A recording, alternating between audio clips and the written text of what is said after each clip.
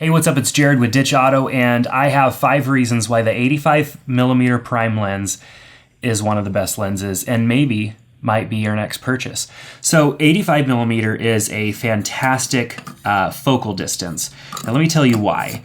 Now, if you are maybe more of a documentary style photographer, you tend to be kind of more of a fly on the wall as you're capturing things. Maybe you're a wedding photographer, or you have an interest in that. You're a detail-oriented person. You like to get close, but you just don't want to get up in people's faces. You want to get what's going on, get the action, but from sort of a distance.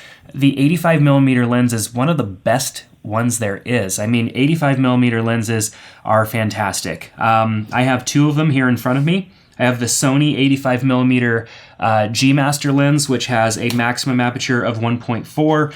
And then I have the Zeiss Loxia. This is a brand new lens from Zeiss, which is an 85mm with a maximum aperture of 2.4. So what's unique about this one is it's fully manual. There's no autofocus.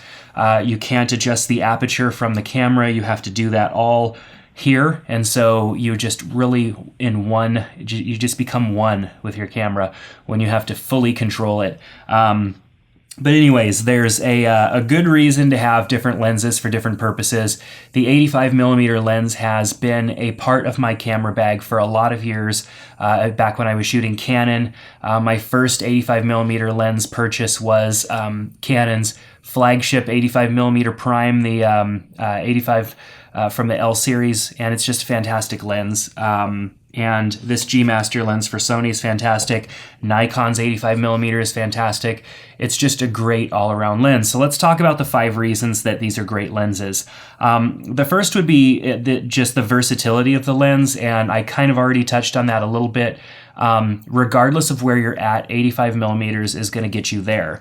Now, in tight, close, constraint situations, 85mm is a little too much of a focal length to get those, those wider shots. So it may not be versatile in that respect. But for an all-around lens, when you're out and about, when you want to get in close, but you don't want to get too close, you don't want to be too far away. The 85 is just a great lens to have. Now, when you're shooting on a full frame lens or camera like this A7R2 right here, you're getting a native 85mm from your lens. If you're shooting on a crop sensor camera such as the Sony A6500, Canon 80D, Nikon D7200, any of those cameras, you're going to get closer to 100, 105 millimeters out of that lens, depending on the ratio, the crop ratio of your camera. Definitely becomes a different experience when you're shooting 85 millimeters on a crop sensor camera. The reason that I fell in love with 85mm is because I've shot a lot of weddings and events. And with weddings and events, you want to be close, but you can't get too close.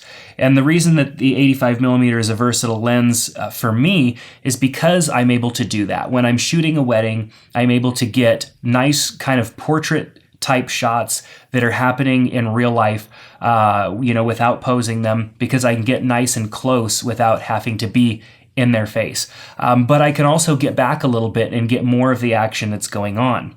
The versatility of the lens, I think the compression that is, and I'll briefly explain compression. The compression is I guess you could almost say the distance between the background and the foreground. Your kind of atmosphere in your image will appear different. And as you zoom in further, it compresses that atmosphere and makes it shorter in a sense. And 85mm just produces a really great amount of compression. 85mm lenses, it's really hard because the versatility of the lens really plays into the next 4 points that I'm making. So it's versatile. Trust me. I'm just going to move on to point number 2. Most 85mm lenses are extremely fast. 1.4 maximum aperture. With Canon, you're getting 1.2, and Nikon too, I believe. Very, very fast lenses that have a wide aperture that let in a ton of light. And the reason that is good is because in lower light situations, you're able to get more light into your camera to get better quality images without having to hike up the ISO. When you hike up the ISO, you introduce noise and other elements into your image. So very fast lenses, that's important. Not only fast in the sense that the light gets in there fast, but fast as far as autofocus. Autofocus always just seems to be really good on 85mm lenses. Now, this is the exception because this is a fully manual lens, doesn't have autofocus, but on autofocus lenses like this 85, the Canon 85 I had in the past, and my friends that have had Nikon 85s, the autofocus is just extremely fast. They're just great lenses all around. And so I couldn't not talk about how fast they were just in general as a lens. Portraits. Now, I mentioned portraits as far as versatilities go. These are beautiful portrait lenses. Now, I came from the past where photographers that I was around said, oh, 200mm, you get a 7200mm, you crank it all the way to 200, and that's where you shoot portraits. You know, there are situations where that might make sense, maybe in the studio, but I don't shoot a lot in the studio. I'm usually shooting out and around, doing lots of different things in different environments, and 85mm has become one of my favorite lenses for portraits, and I think it has to do with that compression. If you're not shooting in studio, your background isn't, 5 feet behind you. Your background is the world, and it could be any distance behind you, and just that compression that you have between your subject and the background, wherever that is in the image, tends to just look really great, and so it just ends up being a great portrait lens. I like the way that it renders the face, the shape. Wider angle lenses tend to kind of, bloat the face out a little bit. And 200mm lenses tend to kind of narrow it up sometimes. 85 is just a great place to be at, and I've really enjoyed using 85mm as a portrait lens, and I think that those of you that have tried it for a portrait lens are going to love it and can maybe even agree with me. Number 4 is the bokeh that's produced out of these lenses. When you're shooting at those wider apertures, or even with this 85, you don't even have to be shooting at a wide aperture. You could be shooting at f6 and still get great bokeh in the background. Bokeh is that out of focus shapes, circular a lot of times in the background. It really depends on the lens and the shape of the light in the background that's producing that. But the bokeh is just great. And not even just the bokeh as far as light shapes and stuff in the background, but even just the textures that are produced as that focus falls off into the background, the textures of trees and bushes and different things in the background that are out of focus, that almost to the point where you can't even tell what they are. They look more like a artistic painting in the background. 85mm lenses just tend to produce such a beautiful background, bokeh, whatever you want to call it. It's just a great reason to choose an 85mm lens. And, a lot of lenses produce fantastic bokeh. You could say that about the 50mm. You could say that about, any lens, I guess, that has a decently wide aperture. But just the compression, the distance, focal distance, just everything all combined just produces a really beautiful backdrop, whether it's bokeh or a texture or whatever it is that's being rendered out in the background, and the way that the lens just captures it and translates that to the sensor. Bokeh is fantastic. 85mm lenses typically are pretty small.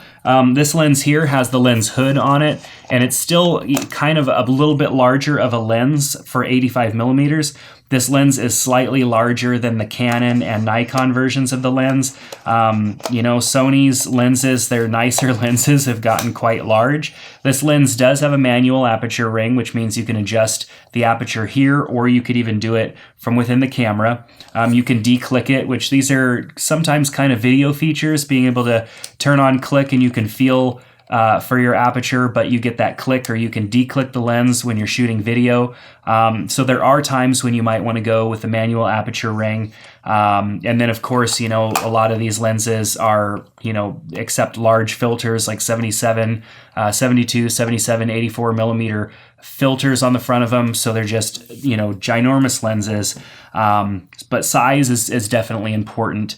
You can get an 85mm lens in your bag and get a fantastic focal distance that you would otherwise have to go with something much larger like a 7200 to get that 80 or whatever. You'd have to have a pretty large lens. 85 is just an all-around great size of a lens as well. Now, 85 millimeter lens, I mean, there are so many options, and there can be arguments made for each. And I've been trying to make some specific to the lens arguments in some of these top 5 videos that I've been putting out. A lot of them have a lot of the same reasons why you would want them. It really comes down to what you're taking pictures of. With the 85 millimeter lens, you're not going to be able to get as close to the action, which may be a drawback for you. However, for the detail shots that you want to get beautiful shots, you might need something that's good in low light, or you may want that short depth of field that you can get with being able to open up your lens to a wider aperture. Keep in mind, if you don't go with a prime lens like this and you go with a zoom lens and try to get around 85 millimeter, a lot of times you're stuck at a 2.8 aperture at the largest, or maybe even worse, like a 3.5 or a 4 aperture, and not being able to go as wide as 1.4 like you can on some of these other lenses, or 2.4 on this lens, which to me was kind of a bummer, but it still produces some fantastic images, even though it doesn't go as wide of an aperture as this lens. I'm still testing it, so I'm not sure yet what my conclusion is on this Loxia 85 millimeter. Anyways, with that said, the 85 millimeter is a fantastic lens, and I would find it hard to find a photographer that wouldn't agree with me. Whether it's right for you is up to you, and I have included some links in the description below to some 85 millimeter lenses for the popular camera platforms for you to check out. If you have any questions or thoughts of your own about 85 millimeters, make sure to make them in the comment section below so we can talk about it together. It's just fun to hear everybody's thoughts about different things when it comes to photography. And make sure to join in with our photography challenge. We have a weekly photography challenge going on right now for the year of 2017, and you can jump in anytime. The link is in the description below. It's free, and you can join in with all of this that's going on. We're using a Facebook group, the Ditch Auto Facebook group, to communicate, share images, do life together, talk photography, and encourage each other. So I recommend that you join us. It's been a blast so far. So make sure to check that out and subscribe to our channel here on Ditch Auto to get notified when new videos come out. Thanks so much, and we'll see you back here soon.